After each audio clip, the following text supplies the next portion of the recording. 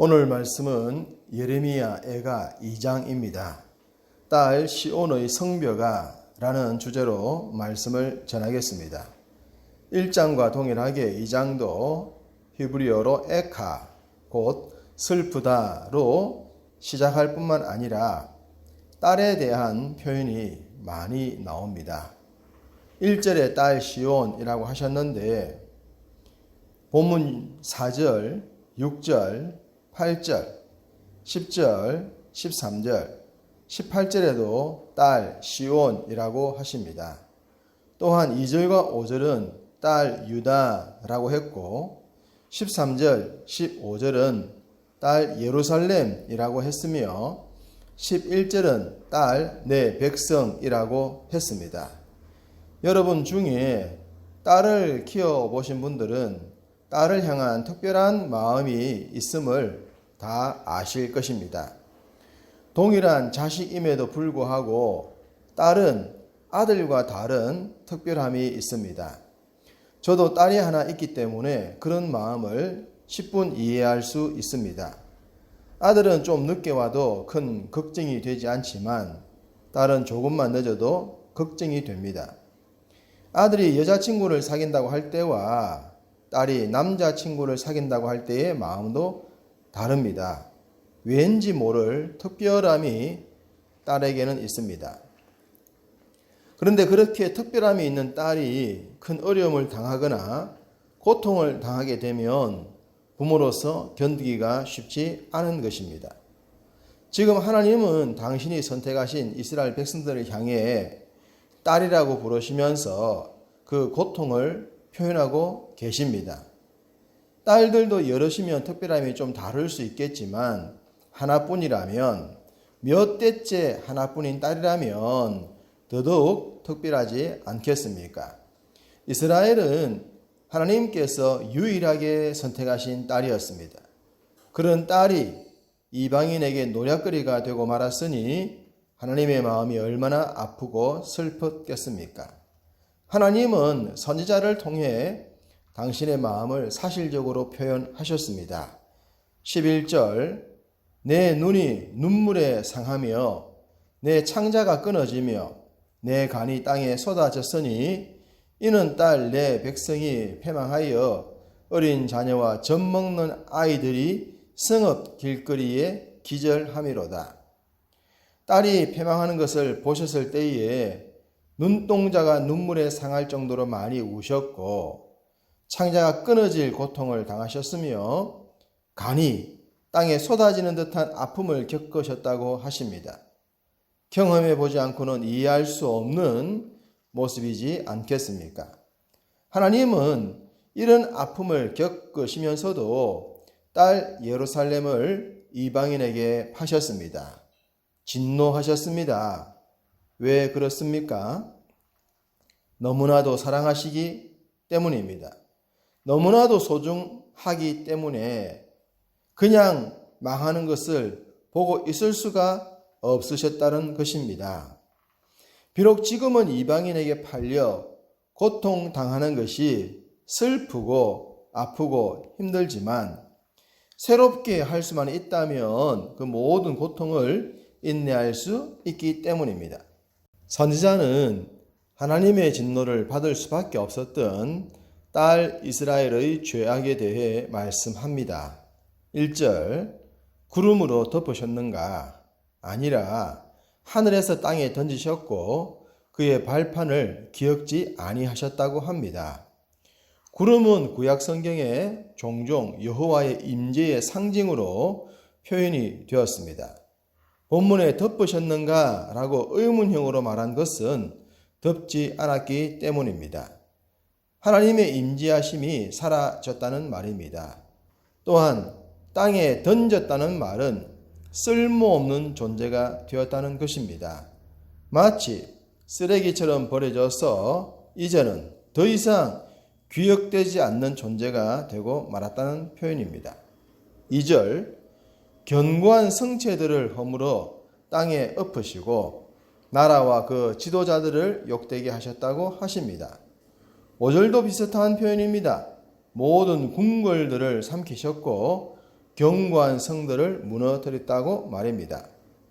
바벨론이 파죽지세로 예루살렘에 도달했을 때 시드기야 왕은 난공불락 예루살렘을 믿고 18개월을 저항했다고 했습니다.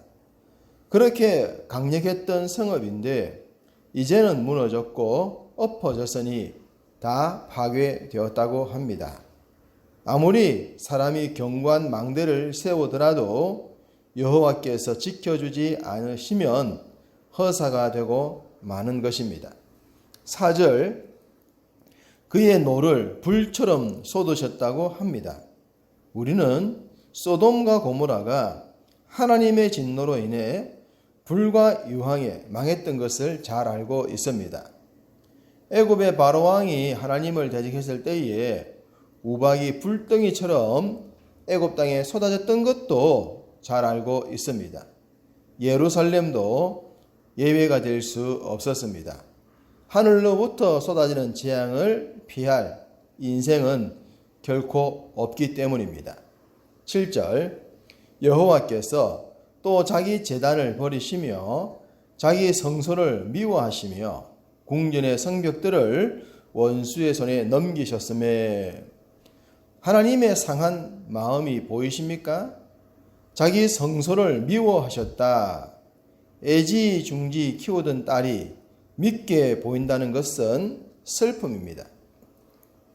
딸을 예쁜 도둑이라고도 부르는 것은 딸이 예쁘기 때문에 표현한 말이지 않습니까? 그런데 예루살렘은 더 이상 그런 존재가 될 수 없었습니다. 하나님의 미움을 받았고 버림을 받았으며 적들에 넘기워졌기 때문입니다.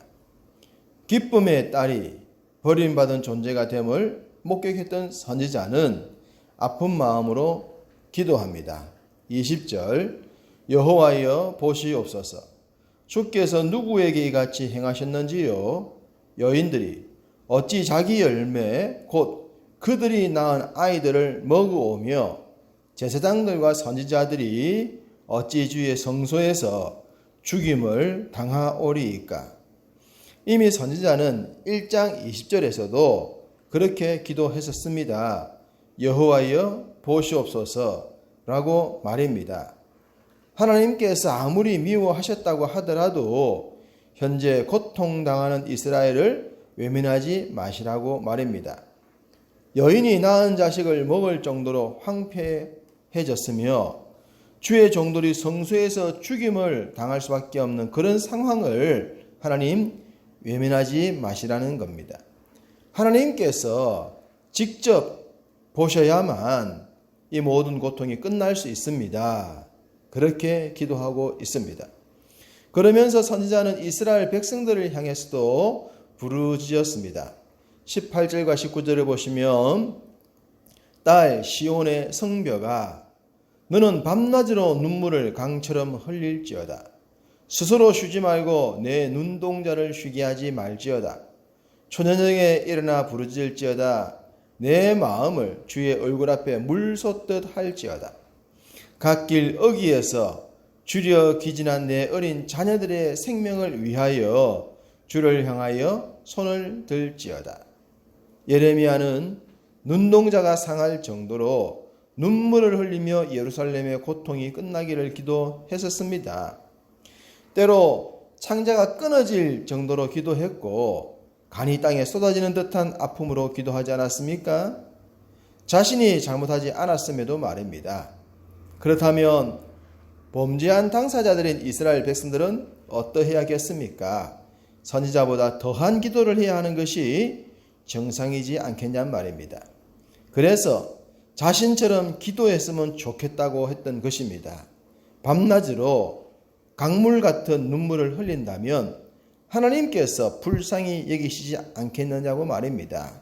쉬지 말고 눈동자도 쉬지 말고 하나님께 마음을 물쏟듯 쏟아 넣으라고 말입니다. 왜 그렇습니까? 적어도 어린 자녀들을 위해서라면 말입니다. 우리들은 우리들의 잘못으로 인해 고통을 당하지만 자녀들은 아니지 않습니까? 부모를 잘못 만나서 부모의 잘못으로 부모가 당하는 고통 이상을 당하고 있었으니 그들을 위해서라도 하나님께 긍휼을 구하는 기도를 하라는 것입니다. 여러분의 생각에 우리 시대는 어떤 시대라고 생각하십니까? 우리들의 자녀가 살아가기에 말입니다. 앞으로 미래는 어떤 시대가 될 것이라고 생각하십니까? 우리의 자녀가 살아갈 미래가 말입니다. 우리의 시대는 이미 지나가고 있습니다. 중요한 것은 자녀들이 살아갈 남은 시간들이지 않겠습니까? 그렇기 때문에 우리 자녀들이 주의 평강 속에 살아가도록 기도해야 합니다. 지금 여러분의 기도가 여러분 자녀들의 미래를 하나님께 자석같이 붙어 있도록 하기 위해 하나님께 기도하시고 그 기도의 열매를 거둘 수 있는 여러분의 현재 삶이 되시기를 주님의 이름으로 축복합니다.